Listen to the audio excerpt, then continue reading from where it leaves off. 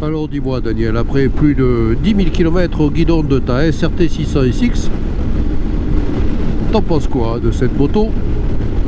Tu dirais stop ou encore?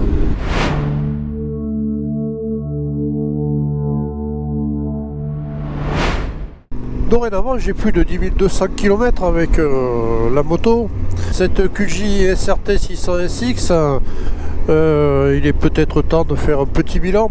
Et au moment de partir pour mon premier road trip en solo, je me rends compte que finalement, depuis que j'ai la moto, j'ai pratiquement jamais roulé sur autoroute. Je roule à vitesse stabilisée, environ 130. 5000, 6000 tours minute. C'est pas mes routes préférées, les autoroutes. Mais la SRT 600SX se comporte très bien sur ce type de voie. Donc ça, c'est validé. Ça me permet, en bilan d'utilisation de la moto, de pouvoir affirmer qu'effectivement, la puissance modeste mais bien présente de la moto, 56 chevaux, c'est pas énorme, mais c'est bien suffisant pour toutes les routes, y compris bien sûr l'autoroute en vitesse croisière entre 138 et 140. Ça m'a permis de constater que entre la vitesse affichée au compteur et la vitesse réelle GPS, il y a à peu près 10 km/h à ces vitesses-là. En un peu plus de 10 mois, il y aura eu du positif, n'est-ce pas? Il y aura eu du négatif. Alors je vais commencer par les points faibles. Eh bien le point négatif, c'est la panne que j'ai eue avec la rupture du câble d'accélérateur. Ça, c'est très contrariant. D'autant que je pense que c'est quelque chose qui aurait pu être anticipé par QJ ou par la CIMA avant de mettre à disposition les motos aux clients, en tout cas les premières. A priori, le défaut du câble était relativement connu et c'était déjà arrivé. C'est certainement arrivé encore après. Apparemment maintenant, ça y est, le problème est réglé. Autre point négatif que j'ai rencontré, c'est la perte du boulon de fixation de la béquille latérale. Ce qui m'est arrivé, c'est que la moto elle est tombée parce que j'ai été surpris simplement en mettant la béquille. Je descends de la moto et la moto me tombe dessus. Ça, je vous l'ai expliqué dans une vidéo. Drôle de mésaventure, mais une réaction vraiment au top de la concession, de l'importateur, la CIMA, et donc de QJ Motor. Et j'espère que c'est un problème qui ne se renouvellera pas. A priori, à ma connaissance, c'est le seul cas recensé, en tout cas en France. Sinon voilà, pour ce qui est des points négatifs, je dirais que après j'ai quelques points faibles au niveau de la moto que j'ai noté. Le premier, c'était la bulle. D'origine, elle est vraiment insuffisante à mon goût, et donc j'ai tout de suite remplacé la bulle d'origine par une bulle haute commandée sur un site chinois, AliExpress pour ne pas le nommer. J'avais rien d'autre de disponible pour la moto auprès des accessoiristes officiels. Et ben, fait bien le taf. Après 10 000 km d'usage, ça va très bien. Sinon, le point faible de la moto, c'est peut-être finalement cette béquille. Non seulement elle m'a fait faux bond, mais je la trouve un poil trop longue. Peut-être pas assez inclinée pour poser la moto. Alors bien sûr, comme la moto est un peu lourde, 220 kg, on n'a pas de mal à la redresser quand on est assis. Mais par contre, faut choisir le terrain pour s'arrêter, parce que sinon ça pose des difficultés. Et on peut très vite se retrouver avec la moto par terre. Ça m'est arrivé, j'ai été surpris une fois. Pas de dégâts, mais bon, c'est quand même gênant.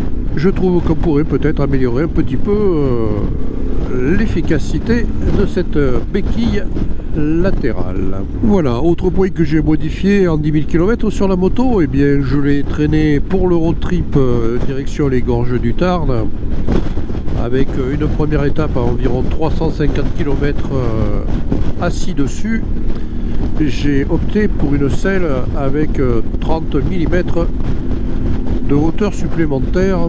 Pour un tarif très compétitif, j'ai commandé sur le site d'AliExpress une selle identique à la selle d'origine, chauffante également, mais avec 3 cm de mousse supplémentaire, qui donne un peu plus de moelleux à l'ensemble et qui fait que finalement j'ai les jambes un peu moins fléchies et globalement je trouve que l'ergonomie déjà correcte de la moto en est renforcée, en tout cas pour ma part. J'y trouve une nette amélioration en termes de confort. Voilà, pour le reste, bilan des 10 000 premiers kilomètres. Eh bien, j'ai eu la première révision des 6 000 km, ça s'est très bien passé. À l'atelier, ils m'ont fait la vidange, c'est pas obligatoire, mais pourquoi pas finalement. Pour 150 €, je suis reparti pour 6 000 bornes de plus. Et si j'ai toujours une huile de qualité, normalement, le moteur devrait me le rendre au centuple.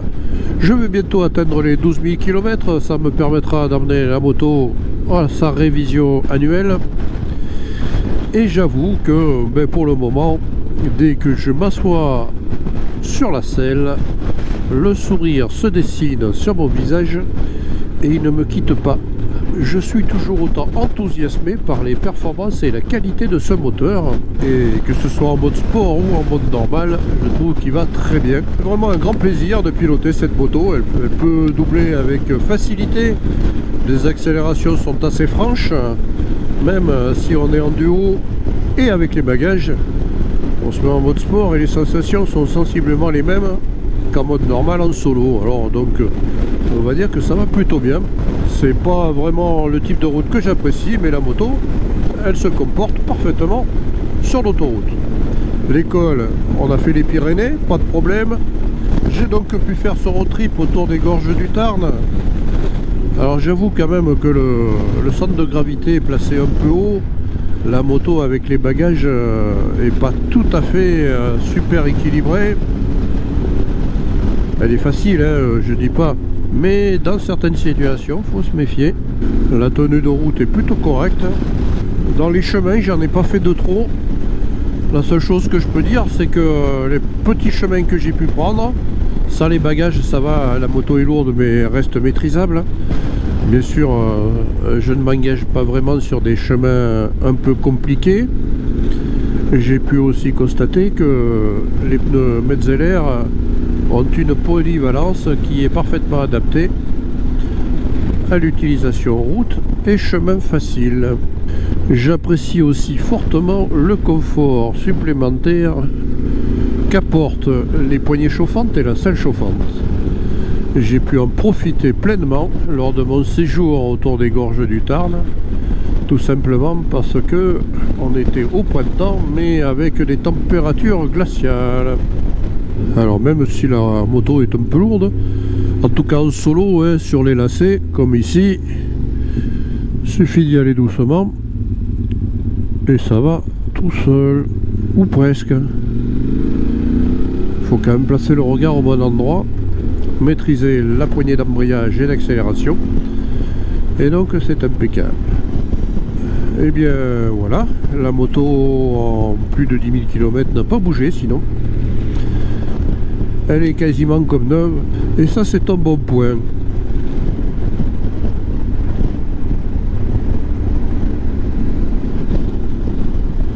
Alors Daniel, est-ce que tu penses avoir une bonne idée d'acheter une moto chinoise, une marque qui arrivait sur le marché? Est-ce que tu crois que c'était sérieux?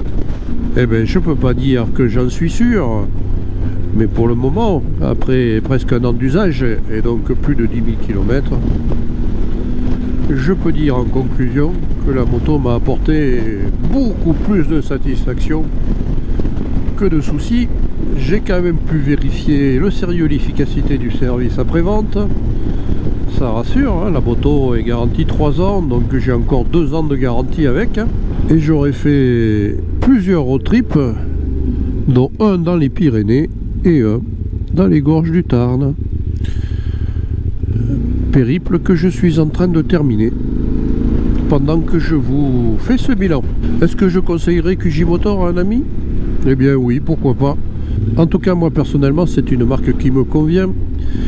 Et si l'avenir est aussi sympa que les quelques jours que je viens de passer sur la selle de la moto, eh bien franchement, je suis pas prêt de quitter la marque.